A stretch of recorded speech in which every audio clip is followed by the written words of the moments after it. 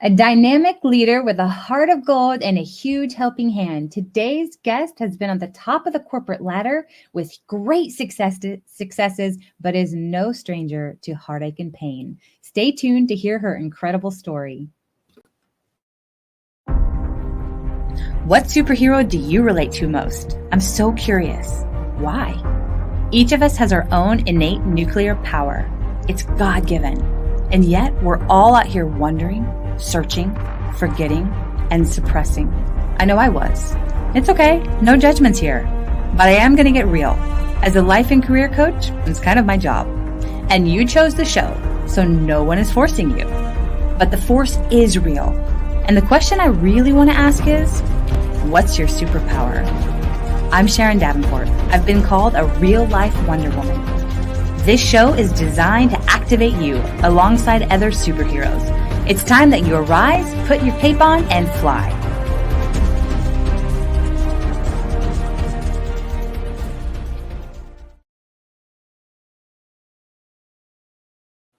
From the boardroom to the beach, Laura Evans uses her experiences to serve, guide, and inspire others.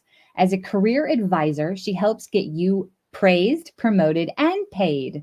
Laura loves helping burned out professionals step into leadership, leverage teamwork, and navigate office politics. Founder of Trust Your Gut Feelings, she serves individuals in their unique journey for mental wellness by optimizing the mind-gut connection through a holistic platform of life-changing products, programs, and community of people. In just 3 years, this business has grown to over $25 million a year revenue, serving nearly 330,000 families each month. Laura uses the profits of her business to support the Willow Field Foundation, which provides mental health therapy scholarships. Welcome, Laura. We're delighted to have you here with us today. Thank you, Sharon. It's an honor for me to be here. Thank you so much. Oh, absolutely. I just adore you. And I'm sure that our listeners and our friends listening will too. And so, the question that I love to ask our guests who come on here is, who is your favorite superhero and why?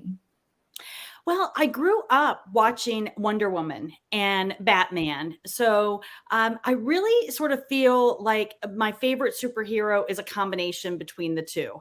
Oh. I loved all the animation of the pow pow in the Batman series. If any of you guys are in my age group or remember growing up watching that. And I just loved the empowerment of Wonder Woman that I felt like, it wasn't just a man that could be a superhero, that a woman could be a superhero too. So that would have to be my answer. I love it. I love the combination of them as well. And it's kind of funny. I, of course, love Wonder Woman. My husband is a huge Batman fan. So it's fun that you put them together. And yeah, it's like pow, kapow, all the fun. Bam, wham, all of those. So fun. So what would you say is your unique superpower and how do you use it in your day to day?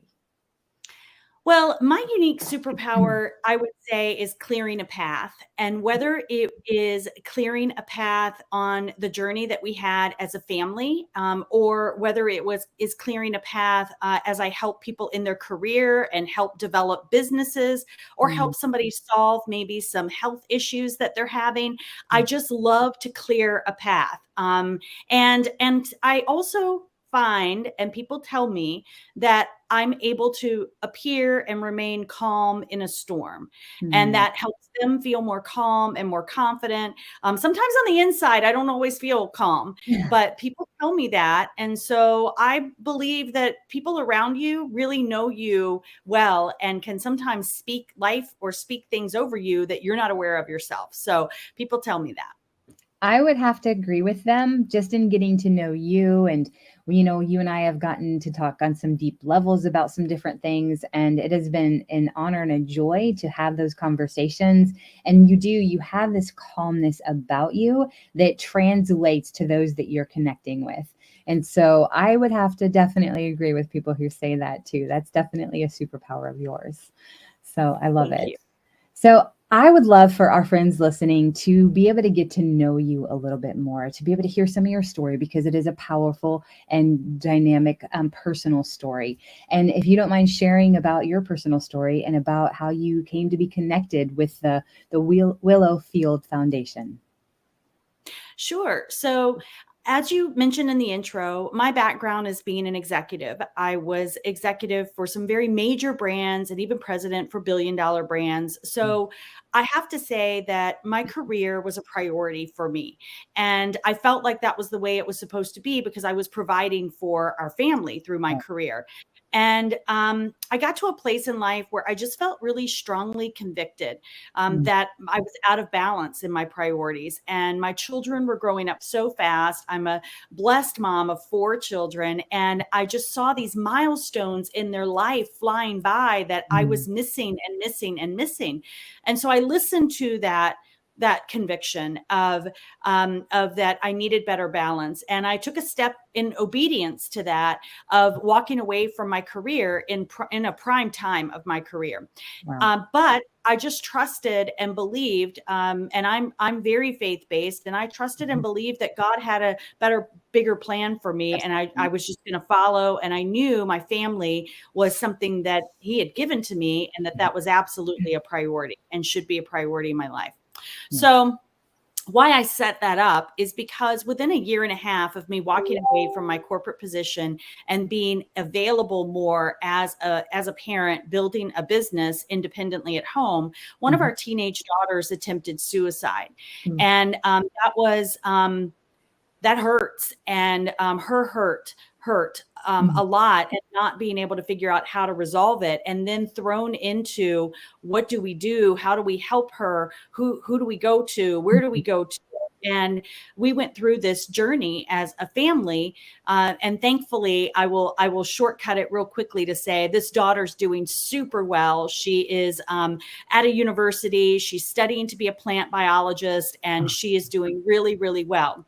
But it was her journey of healing around having been sexually abused and trafficked. And that's mm, right. We lived in a normal neighborhood, and these things happen in normal neighborhoods. This is wow. not just something that somebody's kidnapped, or what you may see. It happens normally. She never spent the night away from us. She was not with someone that had any kind of abuse record or was on any kind of a list. He was Mm, the most popular dad in the neighborhood. It was mm, her best friend's dad, and he used all of the children in inappropriate content creation and also abuse. So, so this journey for her, finding a mental health therapist that she connected with, was such a critical piece of the journey. And in fact, several times, I mean, we went through 6 different therapists, and several wow. times she wanted to walk away and say, no, I don't fit this one. I don't like this one. I don't feel comfortable telling my stuff to this one, or they don't get me. Mm, I don't need it. I don't want it. And I was very clear on, no, you do need someone you can talk to. And maybe it's not that person, but we're going to find the person for you. And that's my encouragement to parents in general, is find the right person that your child can connect with if your child needs therapy and someone to talk to. yeah. So we sat down, we picked out someone, and long story short, they created a great relationship. And my daughter's story of what she had been through, and she did prosecute her abusers. Every survivor's journey is different. Her choice Wow. was to prosecute in order to save other children that were at home. So she Incredible. prosecuted her abusers, and we did see justice in our proceedings. Mm, But she inspired this therapist to create a foundation that would provide mental health therapy scholarships for other especially abused children who didn't have access, because right. out of all the children that were abused in this situation, many of them did not have parents that could afford to go to whatever therapist they need, or that could encourage them to go seek therapy. And so my daughter was super grateful for what she had available, Right. and wanted to pay it forward. And that's what the Willowfield Foundation is. So that's what led us to it. Wow. Well, for those of you listening, that was a lot packed in there, right? Did you guys follow all of it? I mean, talk about from the corporate world and living at the top of your game. Excuse me. Choose deciding to step away while you're at the pinnacle of that to invest in your family. Which, Laura, that's what's so incredible is that it's really, you listened to the voice of the Holy Spirit. You listened to the promptings of God to do that, because you may not have been available to be able to be there for your daughter in the way that she needed during that time and all of those proceedings and everything that happened. Because we've talked a little bit more about this, the trial and all of this stuff, and that is a very stressful, very involved experience. And if you hadn't done that and stepped away from your corporate job at that time, you may not have been available to be able to walk through that with her to the extent that I know that it took. And so Right. I commend you in doing that and just in listening. So guys, those of you that are listening, if you are feeling like that you need to step away from something that you're involved with right now, or that you need to step into something that's calling you, don't hesitate. Take that next step. Take that action, because that's God. He's showing you, and you'll quickly learn, probably whether that was the right decision or not. And sometimes we do think it is, and we step into something, but that's where we have to trust that God's got us every step of the way too. So I just commend you in doing that. And wow, and what a beautiful thing that out of your heartache and out of your experience and your daughter, she's brave. And I have so much respect for her in telling her story and going after those that harmed her and so many others. That takes a tremendous amount of grit and courage. So, wow. Yeah. So you've touched on it just a little bit, and I'd love to just hear from you a little bit more about this. But how has faith, been there and brought you through this journey and in your experiences in life in general? How has that come into play for you? Yeah, I think all of us would love to say anytime we felt that prompting, that we followed that prompting, and we've led that kind of spirit-filled journey in life of surrendering to the next thing, the next right thing that we feel prompted. But I can assure you that that is not my whole story. My life is not littered with that. And it doesn't matter where you are, anyone that's listening, in where your journey is. Today's a new day. Today's a new day. You can start now. And for me, this very emotional life or death situation put me to my knees of surrendering to God and seeking him in a level that I had never before, because I'm such a type A personality that I'm used to being in control of things and planning things.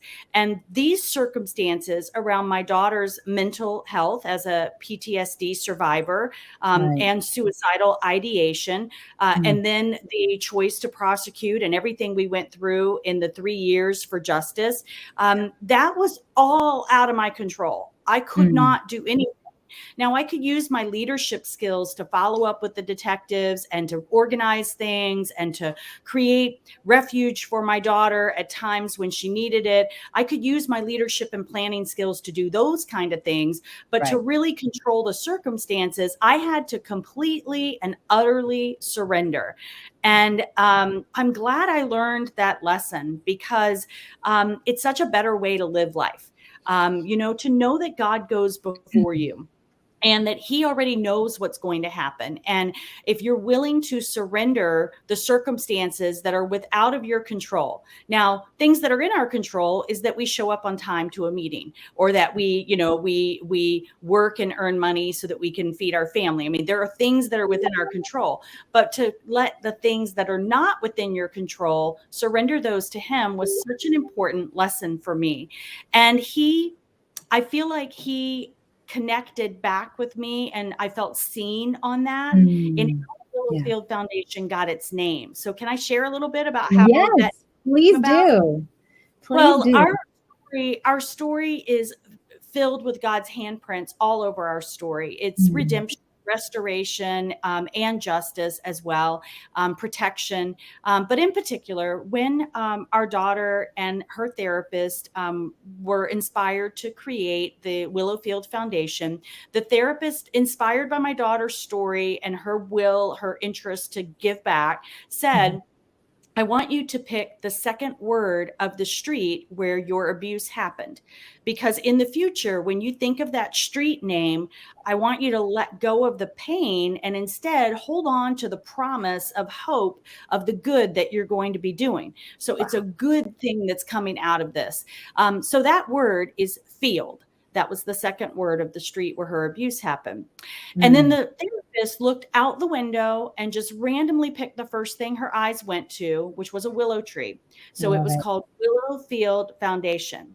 Now, what God and God alone knew, Sharon, was 4747 Willow Road was where I was working in California when my daughter was being abused in Texas. Oh my gosh. So that was God's way of saying, I mean, my daughter didn't remember that address. The therapist never knew that address. That was God and God alone saying to me, I want you to let go of the pain, and I want you to let go of the guilt as a mom, and I want you to let go of the shame that you feel I felt I wasn't there to do my one job to protect my child, and I should have, all these things. And God said to me, you need to let go of that, because I'm going to do something really big and really good for so many others because of your obedience and because of your trusting in me in this circumstance. So the Willowfield Foundation. Oh my goodness, Laura, is that not just our God? and to, man, that's so profound and so beautiful and incredible how he does that, just showing you, hey, listen, I got you. I've got your daughter, I have you, and I have all of the people that are going to come under this umbrella of this foundation. And what a beautiful piece. You have to make sure you share that story with everyone. Because that is just absolutely beautiful and incredible, and just like our God to do that. So, and so through this whole process, you've shared, your daughter is doing really well. She's doing fantastic in college. But I know it also, you have 3 other daughters, and you have your husband, and you have, your family. So how is your whole family doing after dealing with this experience and this journey? How are they doing today, if you don't mind sharing? Sure. Everyone's doing well. We have 2 grandbaby girls that have been welcomed into our family, and we've got a grandson on the way. And we've got our youngest son is in college at Michigan State University, and thank God he was protected in some recent incidences that happened there. And so we are doing well. And there's no question it brought us closer together as a family as well. And we are all very passionate about this foundation. And we all contribute on birthdays, on holidays, all the kind of things. We are telling people, don't give us gifts, send money to the Willowfield Foundation, because we just want to be able to see it reach more people. I love that. And that goes back to, I think, what you were talking about with surrender before, and how you couldn't control all the circumstances. And I know that had to be hard because you are such a dynamic leader in so many ways. And that had to be hard, for you and for your family. But it sounds like it's so beautiful. As we surrender, God births beautiful things from that, and your family getting closer together through this whole experience too. So there's, and I love how you're choosing to see the gifts and the joys, excuse me, from the tragedy and the experience that you guys have overcome. So, so precious and so beautiful. But so, for our friends listening, some may be currently dealing with something similar, having, whether it be a mental health journey with suicide, or whether it's with somebody they know that has been molested or trafficked or something along those lines. And I know those are kind of 2 different situations, but in your situation, they have kind of come together. So for those of Yeah. our friends that are listening who may be experiencing something similar or have somebody that they're walking through this with, what would you share with them through this? Well, get help. Talk to someone. There is now, I've been actively involved in an organization called NAMI, the National Alliance for Mental Illness. And thankfully, due to the advocacy that organization has done, we have helped create a 988 number. So Oh, wow. instead of a 911 number for emergency calls, there needed to be something for a mental health crisis, Yeah. because an emergency that has potential criminal affiliations is a very different response than someone that's having a mental health crisis. So Absolutely. 988 in particular is a suicide hotline. So it's easy to remember. 988. And I would just encourage, those phones are staffed with experienced, caring staff that will be a resource to talk to through things Mhm. like that. There are also hotlines for abuse, and I also speak on ending the silence to high schools about suicide prevention. And one of the things that I encourage the high schoolers to do is, they usually know, your friend has usually said something to you or indicated something to you. And in our particular story, but for the grace of God, that one of our daughter's friends came and alerted us Wow. before our daughter was able to proceed with her plans. And so Mhm. we were able to intervene in her suicide attempt that day, because her friend was willing to sacrifice their relationship to alert us. And Wow. if we teach, if you see or hear something, say something. Find a trusted adult, a guidance counselor, a pastor, a parent, a friend's parent. Mhm. Find someone.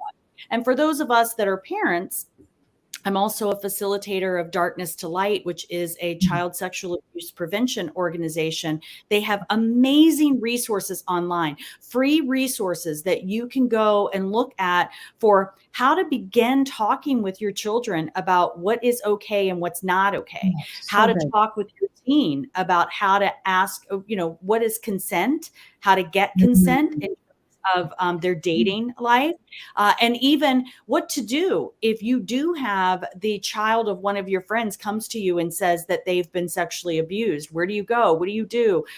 All of those resources are free on the Darkness to Light website. And I encourage any adults that are around children to educate themselves about it. It's these things happen in the cloak of darkness. And when we get uncomfortable talking about these things, because these are not comfortable things to talk about, Right. but when we get uncomfortable talking about it, we shine a bright light and expose it so that it has less power and control to hurt us and to hurt our family and our children. So good. Man, I love all these resources. This is Mhm. incredible, Laura, and so needed and so good. And I'm going to check it out because, my son is 10 and we have had little conversations with him, but luckily he's still extremely innocent because of where he's gone to school and stuff. But we know that he's coming into teenagehood. And so, no, I'm going to check that out myself personally, too. So thank you for sharing that as well. So good. So much here. So, and like, okay, now we're going to like pivot. We're going to switch gears a little bit. And you are amazing and do multiple things. Like we've mentioned, you've worked in the high level corporate world, and possibly experienced, burnout yourself. So there might be some coaches listening here to this call, or some professionals that are dealing with burnout themselves. So, and I know you've helped coach many professionals with that. So, what would you tell somebody who is maybe experiencing burnout for themselves? Well, it goes back to the lesson I learned about surrender. Mm. You know, I find that the greatest amount of burnout occurred for me when I tried to control everything. The more I tried to control everything and the more I felt responsible for everything, we are not responsible for how other people act. We're not responsible for how other people feel. The more I learned that I'm not responsible for everything, Mhm. and that I don't control everything, then Right. it was freeing for me to be able to let things roll off of me. Pastor Joel Osteen has a saying that I love. I think it's it might be from Psalms 45:7. I'll have to get the verse specific, but he talks about the oil of joy, that the Lord gives us the oil of Mhm. joy. And so when we're covered in the oil of joy, everything else is like nonstick, like it Mhm. rubs off, That's good. drops off of us. It rolls off of us, like water rolls, off of us.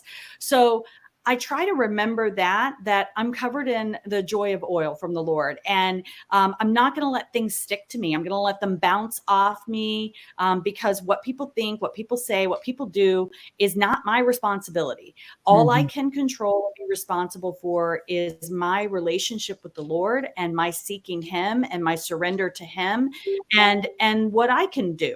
And so that has helped me not be as burnout as I used to be. And that Mhm. would be, I definitely have stepped away from that life. I live a much better life at the beach, relaxed, control my own schedule, set my own time and my hours, travel where I want to travel, when I want to travel. So it's definitely the opposite of what I was doing before. I love that. And, so true about when we try to control is when things get more out of control. Right. And I recently was on a retreat to Costa Rica with an amazing group of women. And we were able to worship, praise and worship on the beach. We were able to, we rode ATVs. We learned to surf. It was such an incredible time. And then we had time to relax, time to worship, like I said, worship, and then also to journal and to think, and then time together to go deeper with one another. And everybody had a breakthrough. But one of the things that was really hard at first, but such a relief, was that the incredible Tamara Andress was the one. She put the retreat on, and she actually said, and we were like, okay, what's our schedule? She's like, you're gonna know when to show up and what to wear, and I'll tell you before. We had to know schedule. Like, we couldn't control anything. We were completely out of control. It was the most incredible retreat I have ever been on because we had no control. She would say, tomorrow, show up. You need to be ready 8 o'clock, and you need to be wearing sporty beachwear, or Mhm. whatever. And it was, so when we give up control, when we let it go, I had so much more relaxation, rejuvenation, freedom. And she said, you can't bring your phones. That was another thing.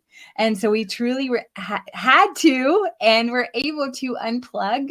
And man, I did not want to come home. I bet. Yeah. Yeah. So that Yeah. surrender, that was the closest thing to in a long time to have, of like being able to completely surrender, as in a physical sense. And it was such a joy, and there was so much Yes. peace. And so that is, I think, a physical story of talking about what happens when we Yeah. surrender to God and we allow Him to be in control, and we're not trying to control everything. So Yes. so beautiful. So we're getting ready, as we're wrapping up here, Laura. Is there anything else that you would like to share with our friends listening before we say adieu for the day? Well, I would like to say, just on what you were sharing and us talking about surrendering and overcoming, or how to prevent burnout. I've Mm, also made it a practice to find one day, mm, one day as a Sabbath, and that was God's direction to us. And it right. doesn't have to be the same day every week, Mm, but find the day that I know. For me, I have a day in my calendar that I do my best. Now, occasionally travel or things will come up that cause me to have to shift it to a different day, but I really work hard to make sure that it's not shifted to another month or another year. mm, And just pick a day that you do truly unplug, that you put your phone away, even if it's just for, from 9 8 from the time I wake up until 5 p.m. Even if mm, it's just daylight hours, I'm not going to be connected to my phone. The good. world will survive without me. And that's what's so freeing about it, is when we're constantly connected, we Mm, feel like the weight of the world is on our shoulders. And I would just encourage you, there's only one you. You're irreplaceably you, and you're called here for a purpose and for a reason. And and the noise of life can get into that calling. So I would just encourage everyone to take good care of yourself, love yourself, make that time for that quiet time for you, that quiet time with your family, that quiet time with the Lord, and seek and ask him, how do you want me to show up in this season in my life? What is it that you want from me? And he will reveal that to you. Oh, so good. And just to piggyback on what you're saying there, actually it was last night. I was actually heard a friend talking about how doing a dopamine detox, because our phones actually, when we're checking it constantly, and we have certain apps, it has been scientifically proven that there are certain apps that are created to be addictive, but then also the likes and all of that stuff. And he was talking about like doing a dopamine detox of putting your phone and trying away and trying not to look at it. Sometimes it might be only half an hour, but then try to stretch that to an hour, then trying to do that for a couple hours and see how long you can go without a screen, the computer or the phone, and see how much more time is extended, and do that dopamine detox. And like you're saying, that one day, maybe that be your day to do a dopamine detox. It says he was talking about how it's proven you're more productive. You actually are less stressed. There's so much to that with doing a dopamine detox, and exactly what you're saying. So that's incredible. And, we were out of power here for 35 hours recently with some storms that came through. I felt like the days lasted forever because I still had my phone, but I really actually took that time just coming back from Costa Rica to not go to my phone and not to do that. And it was so refreshing. I had more conversations with family members. The neighbors were out talking. We connected. It was this incredible thing. And I was like, and we had, the weather was okay outside. It got a little chilly. We did a fire, but it really, it was a beautiful thing. So exactly what you're saying, it's priceless to take those moments and remember what it's like to slow down and to unplug and detox a little bit. So, so good. Thank you so much, Laura. I love your passion. I love your wisdom. Thank you for sharing it with all of us. And guys, you can support the Willowfield Foundation by visiting their website, thewillowfieldfoundation.org. And also remember the number 988 if you have somebody with mental health issues or that is struggling there. As always, those of you, my friends listening, thank you for joining us today. And hey, listen, if this podcast brought you value or impacted you in a positive way, please like, comment, and subscribe, and share it with a friend that could benefit from it too. Thanks again, and we'll be back with our next amazing modern day superhero in approximately 2 weeks or so. Until then, and as always, go use your unique superpower to change someone's life for the better today. Thank you again, Laura, and bye for now. What superhero do you relate to most? I'm so curious. Why? Each of us has our own innate nuclear power. It's God-given. And yet we're all out here wondering, searching, forgetting, and suppressing. I know I was. It's okay. No judgments here. But I am going to get real. As a life and career coach, it's kind of my job. And you chose the show, so no one is forcing you. But the force is real. And the question I really want to ask is, what's your superpower? I'm Sharon Davenport. I've been called a real-life Wonder Woman. This show is designed to activate you alongside other superheroes. It's time that you arise, put your cape on, and fly.